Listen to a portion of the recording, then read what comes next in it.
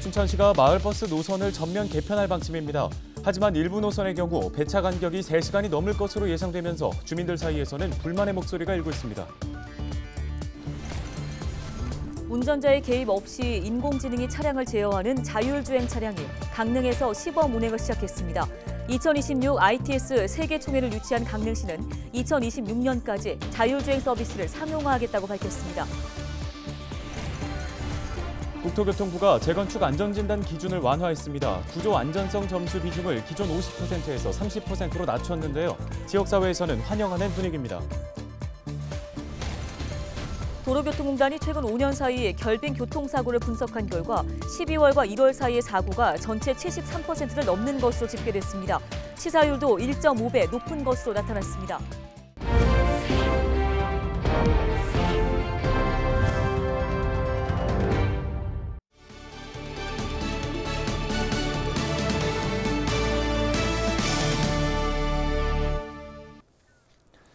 시청자 여러분 안녕하십니까? 헬로티비 뉴스입니다.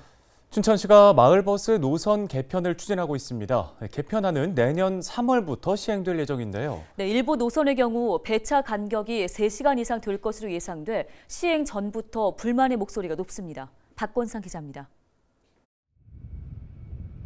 버스 승강장에 어르신들이 줄지어 서 있습니다. 시내에서 볼일을 보고 집으로 돌아가려는 사람들입니다. 읍면 지역에 사는 주민들은 버스로 춘천 시내를 오갈 때 이렇게 환승을 합니다. 춘천시는 읍면 지역 주민들의 이런 불편을 해소하기 위해 마을버스 노선을 전면 개편합니다. 개편안의 핵심은 읍면 지역에서 춘천 시내까지 직통 연결입니다. 마을버스의 기점과 종점이 중앙시장 환승센터가 아닌 중앙초등학교로 인근으로 바뀌는 겁니다. 하지만 직통 연결의 부작용도 예상됩니다. 버스 노선 개편 이후 모든 마을버스는 이곳 중앙시장을 경유하게 됩니다. 노선당 마을버스는 한 대에 불과한데 이렇게 되면 일부 노선의 경우 배차 간격이 3시간이 넘는 경우도 발생하게 됩니다. 노선 개편만으로는 해결이 안 되는 문제도 있습니다. 주민들의 입장에서는 회차도 늘려달라, 인성도 좀 크게 늘려달라. 이런 안을 종합적으로 수렴을 해서 이런 걸 내세워야지. 자, 이렇게 변경이 됐으니 애로사항이 때로 좀 따라오십시오. 예? 이거 뭐 항상 그 차는 서 있는 사람도 서 있을 수가 없게끔 타고 나갑니다. 요거 좀 감안을 하셔가지고 요 시간대에 차만큼은 좀 조금 더 큰 걸로 저희 마을에다 좀 해주셨으면. 춘천시는 먼저 미니버스를 시내버스 크기로 바꿀 계획입니다. 배차 관련 민원에 대해선 개편안을 내놓겠다는 방침입니다. 이 시간표는 저희가 설명회를 하게 되면 그냥 와서 무조건 설명을 할 수는 없지 않습니까? 그래서 저희가 안을 만들어 온 거지 이거를 우리가 일방적으로 한 거 아닙니다. 이 시간표 마음에 안 드시면 마을에서 다 바꾸셔도 됩니다. 그거 갖고. 교통인프라 개선도 추진할 계획인데 시는 2025년까지 296억 원을 투입해 19개 노선의 도로폭을 6m 이상 확장한다는 방침입니다. 헬로티비 뉴스 박건상입니다. 다음 소식입니다. 자율주행 차량. 말 그대로 운전자의 개입 없이 인공지능이 스스로 상황을 판단해 차량을 제어하는 기술을 말하는데요. 강릉에 이런 자율주행 차량이 첫 선을 보이며 시범 운행에 들어갔다고 합니다. 네, 교통올림픽으로 불리는 2026 ITS 세계총회를 유치한 강릉시는 2026년까지 자율주행 서비스를 상용화하겠다고 밝혔는데요. 최성식 기자가 현장 취재했습니다. 강릉역 앞 도로에 승합차 2대가 잇따라 들어섭니다. 강릉시가 지난달 도입한 자율주행 차량으로 현재 시범 운행을 하고 있습니다. 운전대를 잡거나 가속 페달을 밟지 않아도 차량이 스스로 알아서 움직입니다. 차량 내 모니터 화면에는 주행하고 있는 구간의 교통 상황과 각종 사물 정보가 제공됩니다. 시속 40km 정도로 주행하는데 도로에 장애물이 나오면 차선을 바꾸고 다른 차량이 끼어들면 속도를 줄이는 등 사람과 동일하게 반응합니다.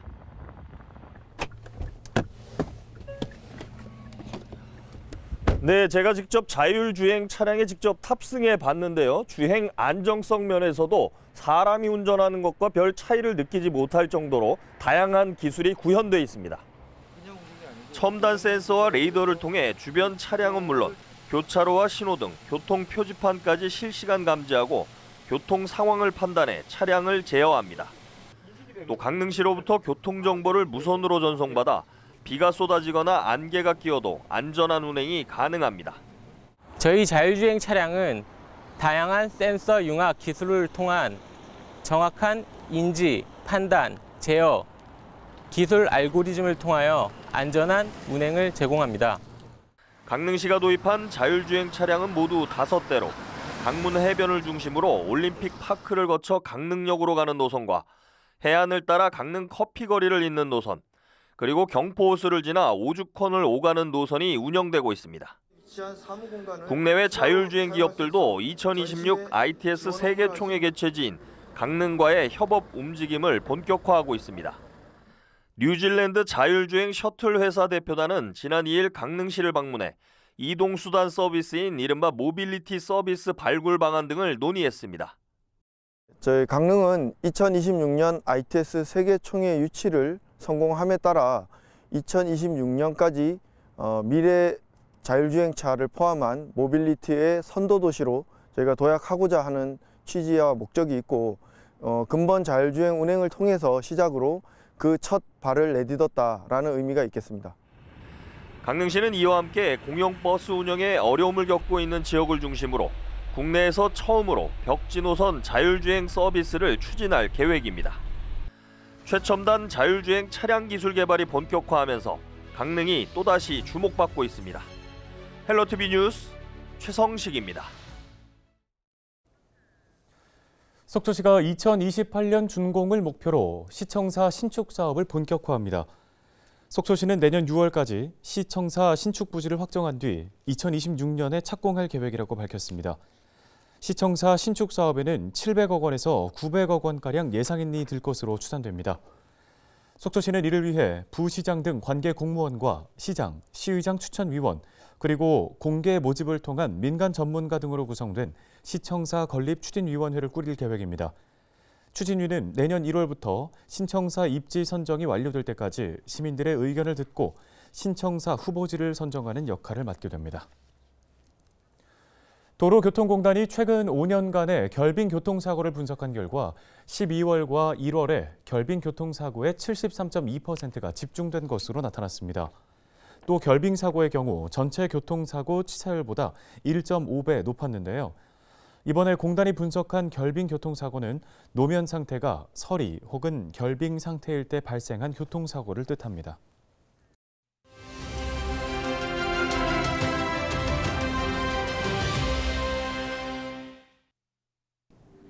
여러분의 통장에 1원씩 120차례나 돈이 들어왔다면 어떤 기분일까요? 120원이라도 공짜 돈이 입금됐으니 좋겠다고요? 그런데 돈을 보낸 사람이 헤어진 연인이라면 얘기가 달라지겠죠. 그것도 이별을 통보하고 상대가 전화를 걸지 못하도록 휴대전화 번호까지 바꿨다면 말이죠. 실제로 한 30대 남성이 그런 전 연인의 계좌에 반복적으로 입금을 하며 내역에 메시지를 남겼다가 유죄 판결을 받았습니다. 스토킹 범죄 처벌 등에 관한 법률 위반 혐의가 인정돼 징역 6개월에 집행유예 2년을 선고받은 겁니다. 여성가족부 자료를 보면 지난해 4월 스토킹 처벌법이 제정된 이후 신고 건수는 하루 평균 24건에서 86건으로 3배가량 증가했습니다. 여전히 사랑이라는 이름으로 이성을 괴롭히고 고통을 주는 일이 줄어들지 않고 있다고 하는데요.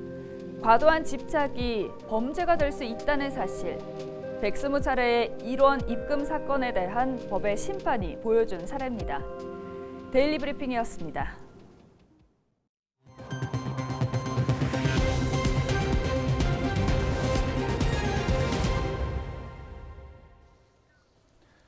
국토교통부가 예고했던 대로 재건축 안전진단 기준을 완화했습니다. 종전까지는 재건축 판정 여부에 결정적인 구조 안전성 점수 비중이 50%였는데요.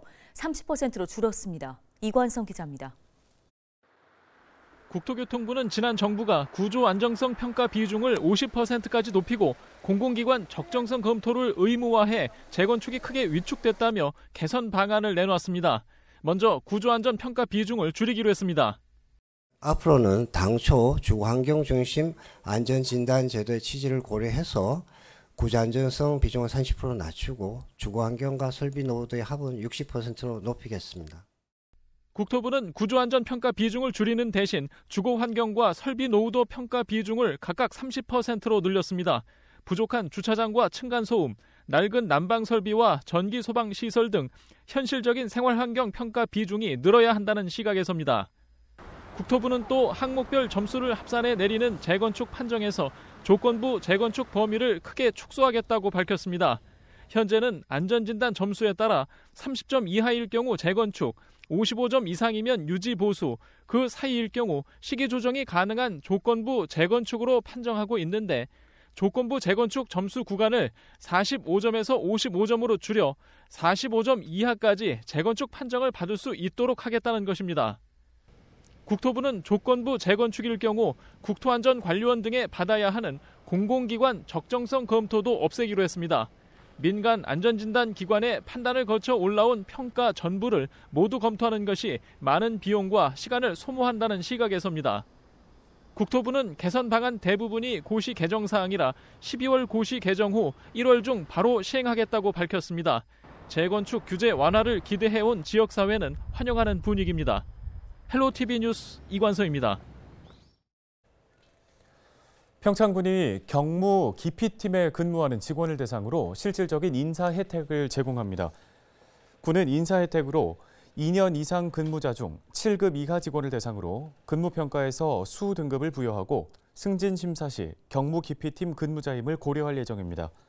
직원 설문조사 결과 선정된 경무 기피팀은 개발행위팀, 하천팀, 도로팀, 경로복지팀 4곳이었고 선호부서는 행정팀, 민원팀, 기획팀이 선정됐습니다. 또 군은 특정 인물이 주요 직책을 돌려가며 맡는 이른바 회전문 인사를 차단하기 위해 선호부서 간 전보 인사를 제한하는 선호부서 일몰제도 적용할 예정이라고 밝혔습니다. 춘천시가 고농도 미세먼지가 자주 발생하는 이달부터 내년 3월까지를 미세먼지 계절제로 관리합니다.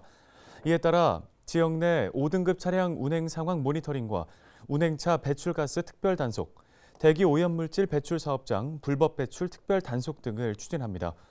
미세먼지 계절관리제는 초미세먼지 농도가 높아지는 12월부터 다음해 3월까지 시행되고 강화된 미세먼지 배출 저감 관리 조치를 시행합니다. 원주시가 올해 농촌 지역에 방치된 빈집 15동을 철거 완료했습니다. 농촌 빈집 정비 사업으로 추진된 이번 사업은 1년 이상 거주하지 않거나 사용하지 않는 농촌 지역 주택과 건축물을 대상으로 진행됐는데요. 시는 내년 1월부터 잦은 철거 신청을 받아 모두 18동의 철거를 지원할 방침입니다. 정성군이 운영하는 농업회사법인 산도배가 페루의 6개 시와 스마트 농업 분야 업무 협약을 체결했습니다. 협력 내용은 스마트팜 기술 수출과 농산물 수입, 농업 근로자 파견, 농업 협력 사업 발굴 등입니다. 산도배는 전통적인 영농에서 벗어나 인공지능, 빅데이터를 활용한 스마트 농업 생산 시스템을 공급하는 업체로 지난해에 설립됐습니다. 춘천시가 오는 10일 오후 2시 한림대 일송아트홀에서 춘천 대학 입시 설명회 예비 수험생 합숙 전략 설명회를 개최합니다. 이번 설명회는 입시 정보에 대한 수험생들의 접근 기회를 확대하고 대입 경쟁력을 높이기 위해 마련됐습니다. 강사진으로는 심주석 EBSI 수학 영역 대표 강사와 이상미 영어 영역 대표 강사, 정재원 EBS 입시 대표 강사 등입니다. 춘천에 이어 원주시도 강원 특수교육원 유치에 팔을 걷어붙였습니다. 원주시 학부모 연합회는 강원 특수교육원 유치를 위해 지난 5일부터 가두 홍보와 서명운동에 나섰는데요. 오늘 23일에는 원주권 시민사회단체들과 함께 강원 특수교육원 원주 유치 범시민운동본부를 구성해 발대식을 개최할 예정입니다.